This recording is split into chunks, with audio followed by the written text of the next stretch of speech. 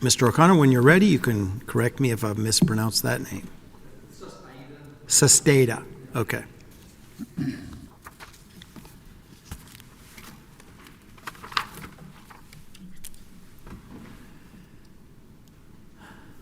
May it please the court, my name is Stephen O'Connor. I'm counsel for Mr. Sustaita.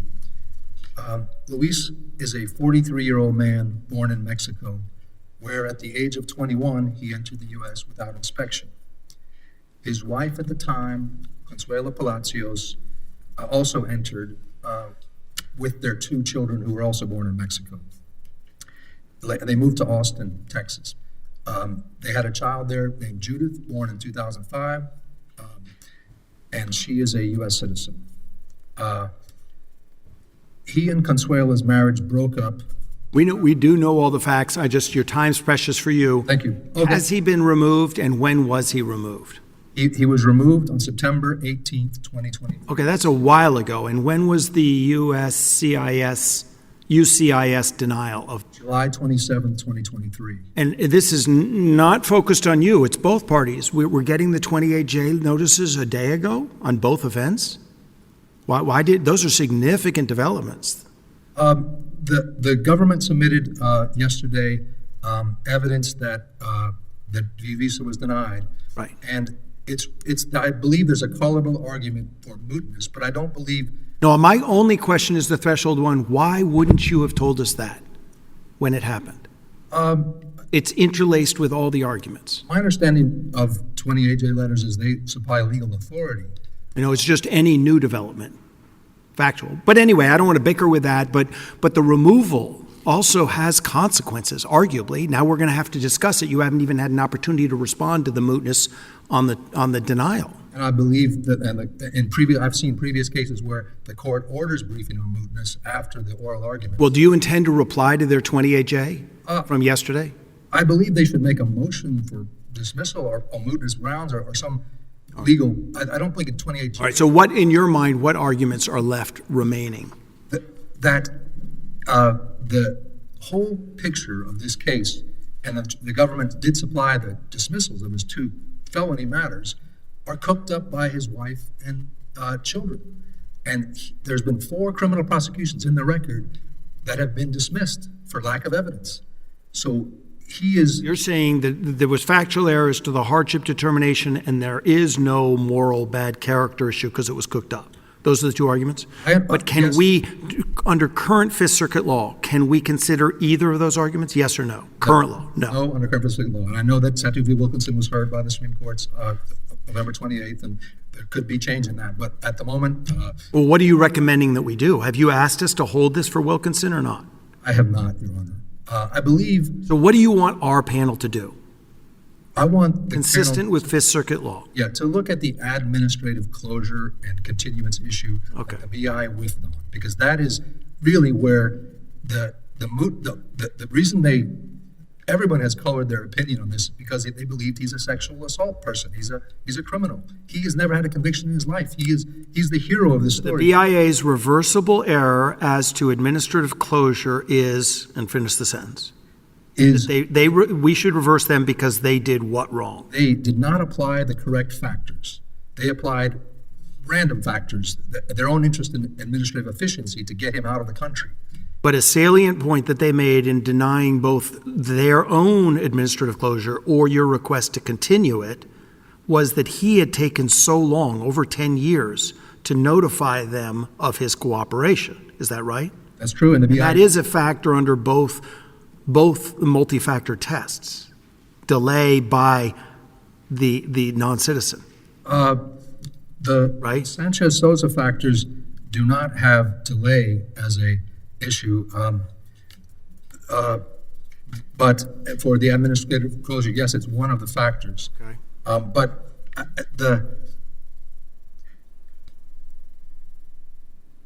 the BI's decision took 2 paragraphs to say, and it's barely intelligible because I had trouble myself understanding. True. But it's clear they're saying any non-citizen that wants to rely on the fact he's cooperating with law enforcement needs to tell us at least within a decade of the cooperation. That's sort of a fair, just intuitive point, right? Why you want to answer that?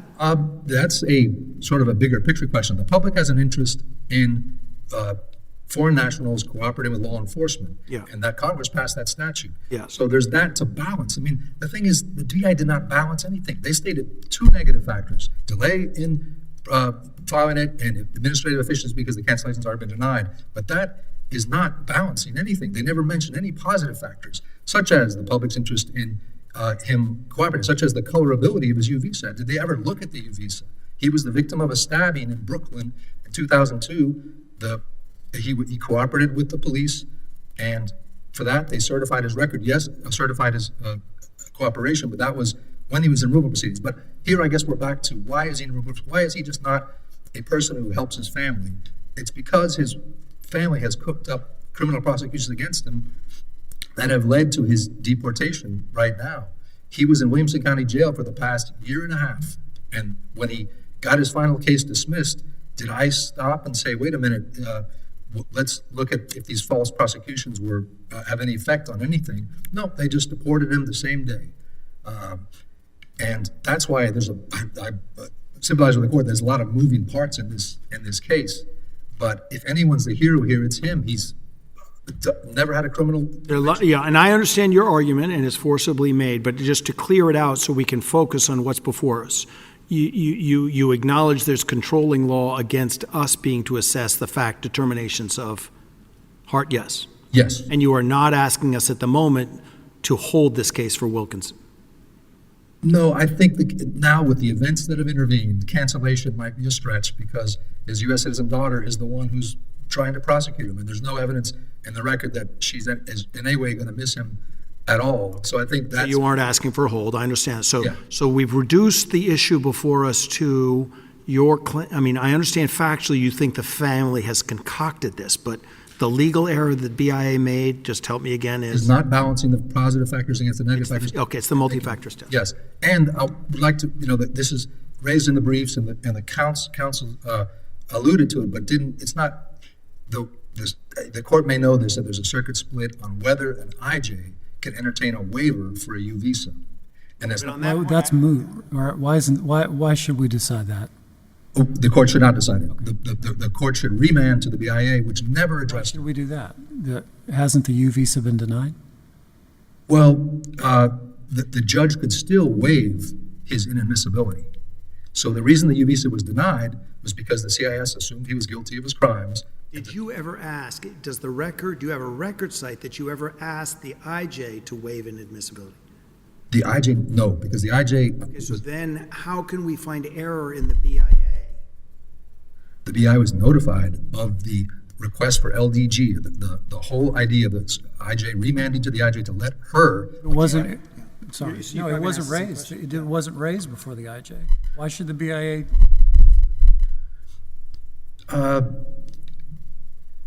Isn't the normal practice? It's not raised. I guess, is it a legal issue or a factual issue that, Sounds like a legal issue to me. Wasn't raised.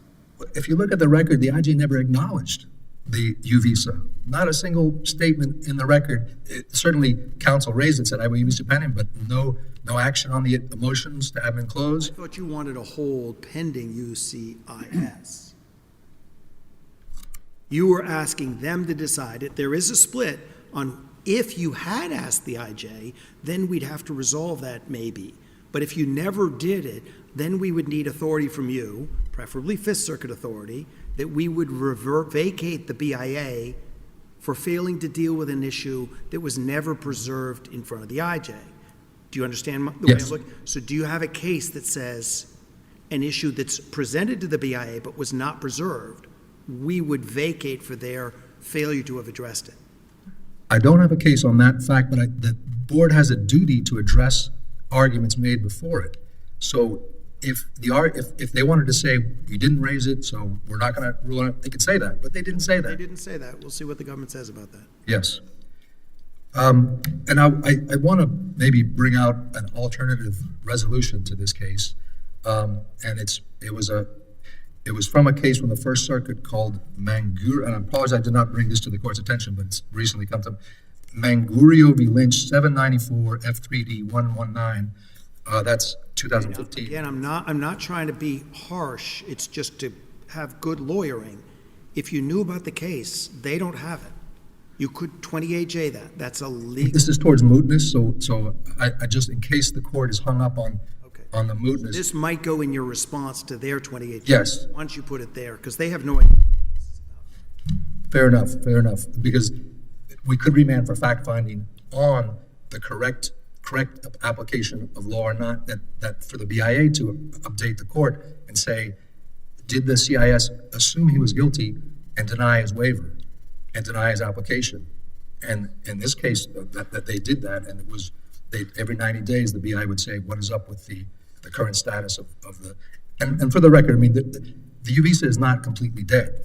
There's an I-290B motion to reopen showing them their error, that they assumed he was guilty and now he's innocent. So that was a new development after their denial. That was November of last month.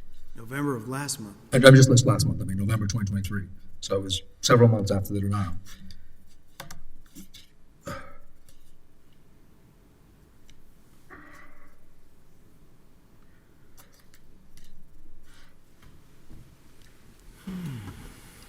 I don't know if the court is aware too that I mentioned there's 4 false prosecutions.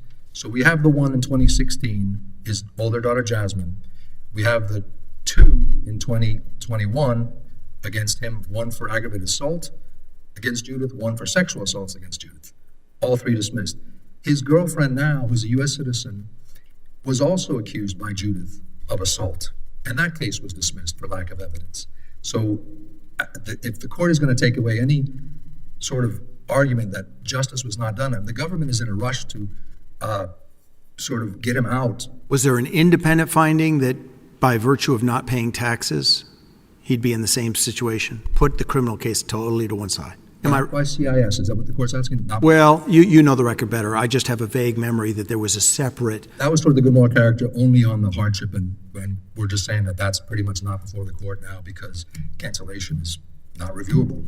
But yeah, there was a finding that he. I see. You're right. Yeah. So they denied it based on they accused him of serious criminal conduct, which it's easy to say that, but how does one prove a negative that I'm actually innocent and that's cooked up, and that's where he's the victim kind of here and It sounds like it's still pending. So Well- so we wouldn't intervene even if we could. This is all happening, and you're telling us for the first time now. There was a November request to reconsider yes, Okay. reopen and reconsider. Yeah. on these grounds, the ones you're telling us about. Yes. Literally the Travis. We don't know anything about this. No. It seems literally last Friday was the second criminal case was dismissed. It was we submitted evidence that it's going to be dismissed in November, but it actually was dismissed December 4th. Okay. So,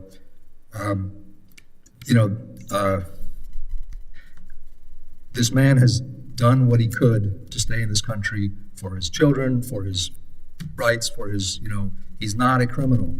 And the CIS has treated him as a criminal. If the court has any other questions, I'll take. You have rebuttal time. Thank you. Thank you. Thanks. Ms. Phillips?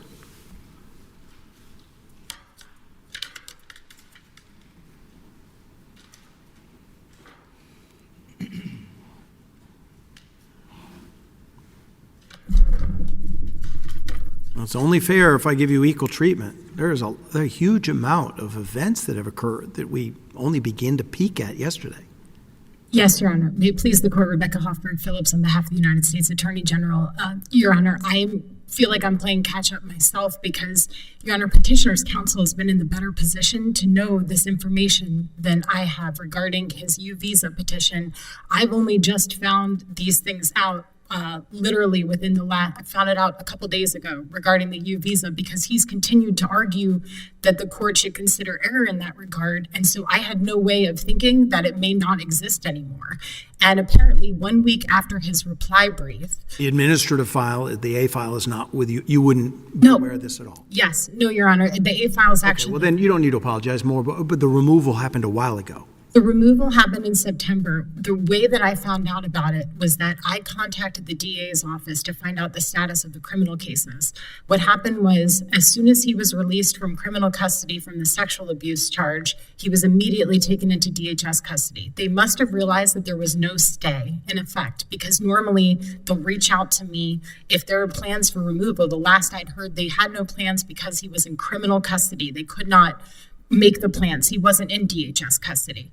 Immediately after his release, when the charge was dismissed on the sexual abuse charge, and I called the DA to find out what is happening with this case, she told me that the second criminal case could not go forward because he wasn't there to defend himself, and it was his counsel for the criminal case that was making those arguments to dismiss the second charge because he wasn't here. So the dismissal of that case is largely based on him not being here anymore, as opposed to a finding of innocence.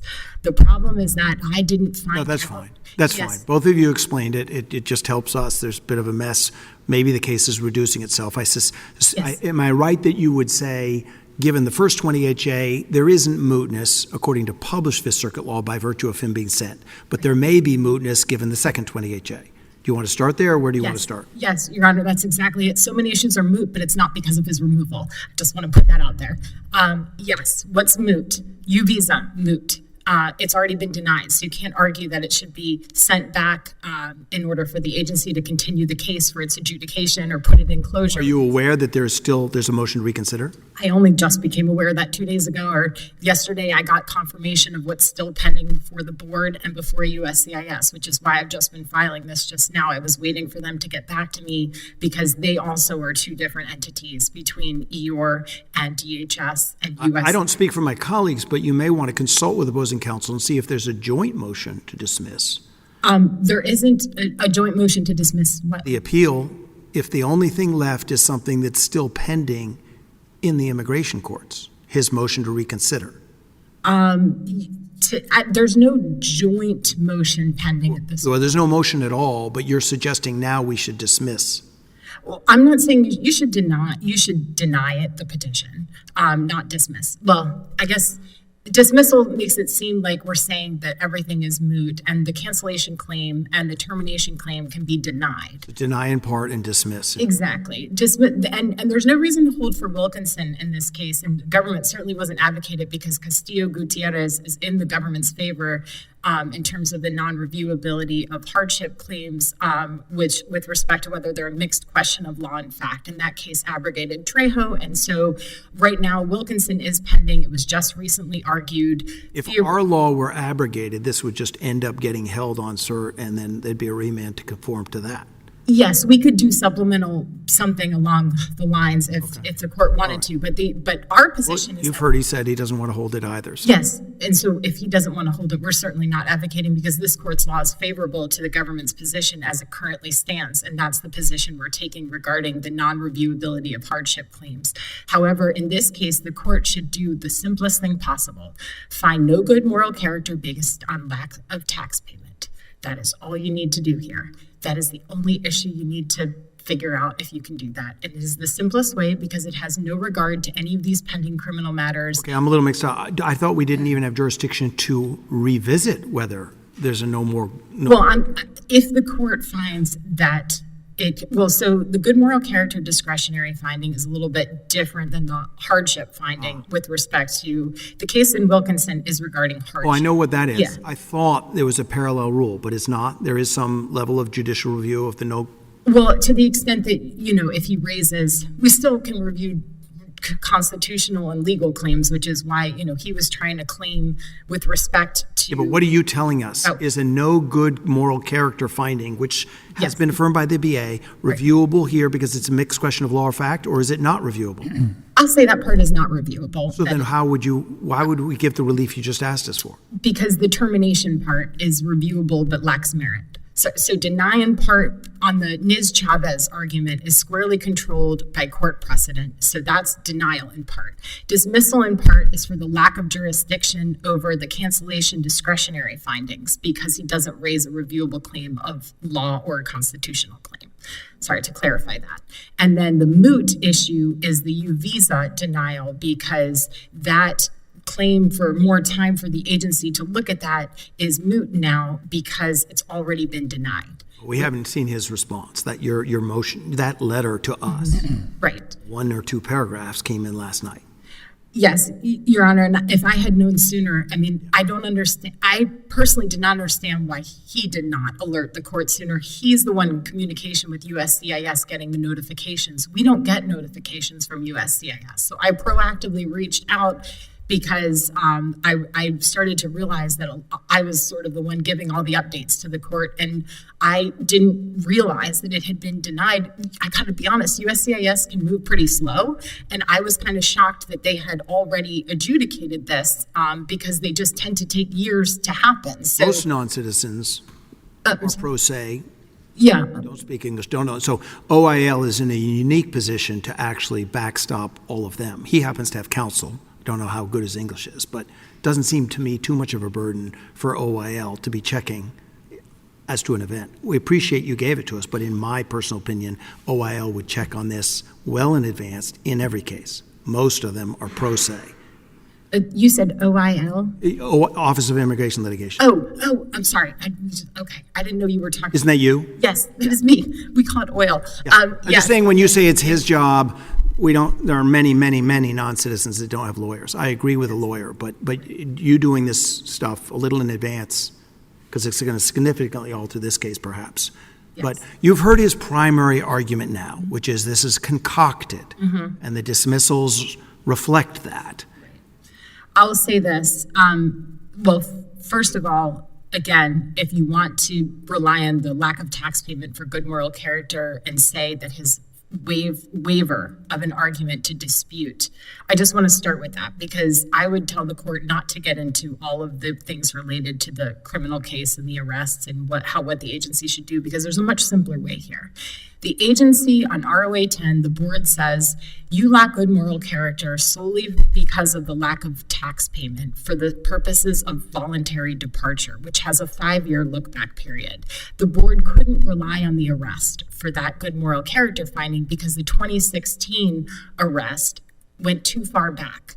So the board says we're not going to consider the arrest, only the lack of tax payment, lack of good moral character on that basis alone. So it is only logical that if a 5-year look-back period of no tax payment results in a lack of good moral character, then a 10-year look-back period of no tax payment also in and of itself results in a And this is, remind me, this is developed in your brief. It is, yes, Your Honor. This was my primary argument to not even reach the hardship and to not worry about the other issues here because it's so simple and straightforward and because he's never challenged that finding. So it's a waived finding with respect to the lack of tax payment being, first of all, as being any factor. So as any factor, he's never said the agency can't rely on that. And what the government is saying, he's never argued that they shouldn't rely on it, and they only relied on it for the voluntary departure good moral character, which is exactly the same standard as the cancellation good moral character standard, except for the period of time that you look back.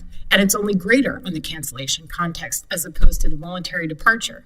So the government's asking for the simplest finding here, which is, of course, that it's unreviewable as a factual matter and that it's waived. But to the extent that you want to decide anything with the cancellation claim, there's no need to get to any of the arrests at all. If we don't decide the U-Visa portion of the case is moot, then his primary argument is that and I have to admit, the BIA's 2 paragraphs on this are a little hard for me to understand. They aren't a clear-cut application of a multi-factor test. Does it mean, the 2 tests, do they specify that delay is a salient element, even an element? Yes, and the matter of Avedisian factors, so there's 2, so the one is the Sanchez-Sosa. I have the standard under that. I mean, if you were looking at a continuance, you'd look at, first of all, we argued that he waived the continuance thing, but I'm just going to go through the factors. DHS's response, whether the visa is prima facie approvable, the reason for continuance, and procedural factors. That was the Sanchez-Sosa. And I'll say that probably looking more at the fact that there was a lack of opposition by DHS was more relevant to mention in the continuance context. But because that claim was waived, the government I didn't wasn't really. convinced by the waiver, so let's assume that's not convincing. What is the element that we would affirm the BIA on? Sorry, what is The the lack of continuance. Because if, as I understand it, if this is technical, but UCIS, if they don't oppose it, that favors him getting the continuance. What's the factor that doesn't favor him? It's the prima facie approvable one, because if you think that which of course turned out to be true because he got denied the waiver application, right? So you have to look at how the likelihood of success is another way of framing the prima facie approvability. So in this case, seeing that there wasn't a likelihood of success on it, which there clearly was not because it was denied, would be another really important consideration in both the admin closure and the continuance context. I laid out the matter of Avedisian factors. I put them in my brief at footnote 18 if you want to see the full ones. The reason the closure is sought, the basis for any opposition, the likelihood of success, the anticipated duration, the responsibility of either party, if any, in contributing to the current or anticipated delay, the ultimate outcome. So this is where the agency focused, because this underlying crime for the U visa petition happened in 2002. And he waited until he was already in removal proceedings in 2018. That's so much more than a decade. We're almost at 2 decades, which clearly significantly contributes to the delay, because had he sought it back then, the backlog in U visas was significantly less at that point than it is today. Today, you wait years and years to get a U visa because you get waitlisted. There's not visas available even once it's approved. And so his own contribution to the delay was really an important factor because it's so egregious in this case. And this court's case, Hernandez, says that the board need not articulate every factor, which is really important because some factors are not as important in every case, and some factors are really important, like that one in this case. I agree that usually you acknowledge whether DHS has opposed or not opposed. That's usually a factor they consider. But a lot of times in cases like this, I think that it's fine to focus on factors that seem just so glaring, like the delay here and the likelihood of success. Those are 2 huge ones, and they apply to both the continuance and the admin closure. And the agency should have done a better job of distinguishing the Sanchez-Sosa and the matter of Avedisian factors. They are distinct factors because they are distinct forms of like what you're asking for. But in this case, because of the similarity in the delay and the likelihood of success, those were overlapping criteria. And I think the board saw them sort of collapsed a little bit together. But I think in this case, the court, should not really reach those issues because it is moot. And the court remands on that. The agency will just say, well, the U visa's in here. How are we going to continue this case for U visa adjudication if it's been denied? The fact that he's asking for reconsideration, I can get more into these arrests. As the applicant for something, you have a burden of proof that you don't have when you're the DA prosecuting a case. So when the DA says that there's not enough evidence to move forward in a case, it doesn't necessarily mean that you didn't do anything wrong.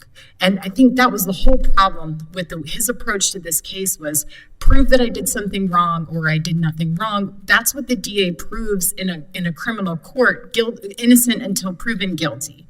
But in an immigration proceeding, when you are an applicant for relief and you carry the burden of proof with respect to these discretionary findings, and you're given notice and opportunity to make it possible to show that you've done nothing wrong or that these factors shouldn't be held against you, you have to take advantage of that time and opportunity, or the agency can infer things against you because you were arrested for something. Not only was he arrested, these are some of the worst crimes you can think of. Sexually abusing your own children is not to be taken lightly. I have no idea why anyone would make up such charges against their father. I couldn't tell you.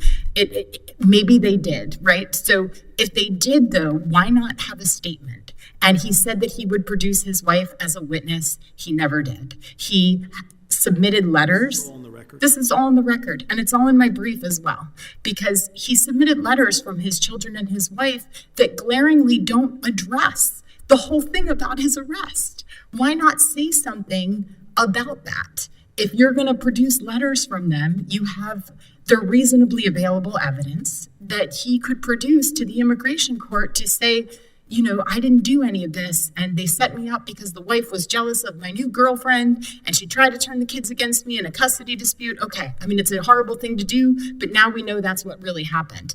And the problem is that that's his claim of what happened, but we have no corroborating evidence from the wife or the children. And so I understand he's going to try to make this case to USCIS about why they should reconsider. But I mean, the fact of the matter is, I mean, the agency is entitled to make inferences based on the evidence that it is given. And he bears the burden of proof as an applicant with the preponderance of the evidence in these cases. It is not for the government to disprove things or to prove things when he is an applicant for relief.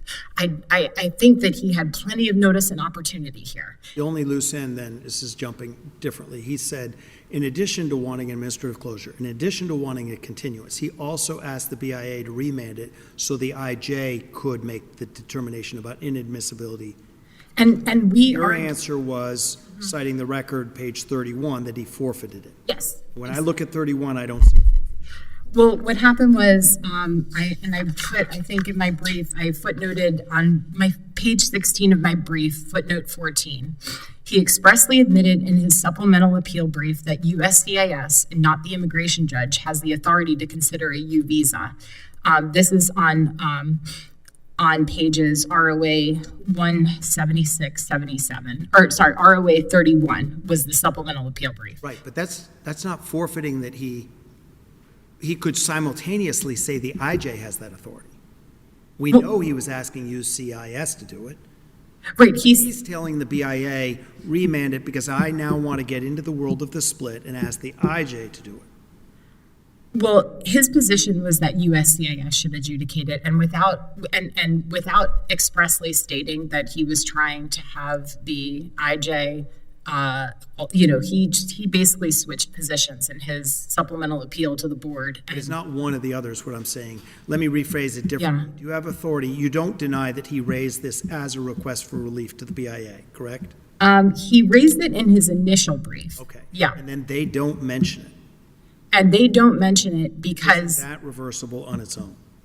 No, Your Honor, for two reasons. One is because his supplemental brief did not, it indicated he had switched positions to saying USCIS. I can pull up the record. It's on page 31 of the record. If you want me to, I can get you the exact language, but I could see, I remember thinking... I remember. You don't need to look at it. You're typing something out. My question is... Oh, he said he must file the application to the must. He's quoting, and this is the government's argument as to why the IJ lacks authority. It's always been our position. He is saying you must file with USCIS. Who's the he? I'm sorry, petitioner on page 31. He's saying, I know I must. So that's your waiver. He's not forfeited it. He actually relinquished it. He said, I only will go there. He said that in order to do this, a non-citizen must file with USCIS. This is how I understood. This is what he has written. And this is, if the board reads that and says, okay, well, it's not an issue anymore then. That's how I understood it. The board could have said something about that in its decision and said, you know what, to the extent he initially raised it, he's rescinded that. They didn't say that, but I took that as a rescission of that position. So it's not remandable, reversible error. And number two, the fact is that because USCIS has already denied the U visa itself, there's no waiver to adjudicate. And maybe I should have started with that. No, you had started with that. Yes. As your time trickles away to nothing, I just want to understand what your bottom line position is. Don't hold for Wilkinson. Correct. Okay. With respect to the Ms. Chavez issue, deny, because our precedent settles that. With respect to the good moral character issue, dismiss? Yes. Okay. With respect to the continuance part, is that deny? Is that a separate issue that we need to deny on? I would say deny because you had jurisdiction over that claim, but it is moot because it has been denied. Oh, I see. Right. Okay, I got So you. moot, I got you. deny it That as comes within the moot. moot. And the mootness with Not on respect the to the U merits. visa, Yes. the counsel opposite will get the opportunity to respond to your 28J with respect to mootness. Okay, gotcha. Thank you. Okay. Unless the court has any further questions, the government will rest on its brief. Mr. O'Connor? It's kind of like being in an arraignment or something. Yes. It's fast moving. If you heard Judge Duncan's questions, it might be helpful to respond to those. That's great. Yes, and I hate to waive anything, but I find that Castillo Gutierrez controls, and there's no review. I'm not even sure there's review of the good moral character if it's a question of fact that's decided by the IJ. I think I don't really have anything different to say on those. The only the issues that were at the end there about mootness and about the LDG argument where, the government is saying that because the U visa is denied, that the IJ has no power to grant a non-immigrant waiver of inadmissibility, which is in a different section of law. It's a 212D3 as opposed to 212D14, which is the U visa waiver. But the IJ can grant that because if she grants it, the case is reopened. If the case is reopened at the USCIS, then no more waivers needed. His U visa is approved. That goes to your mootness. That goes to the mootness point.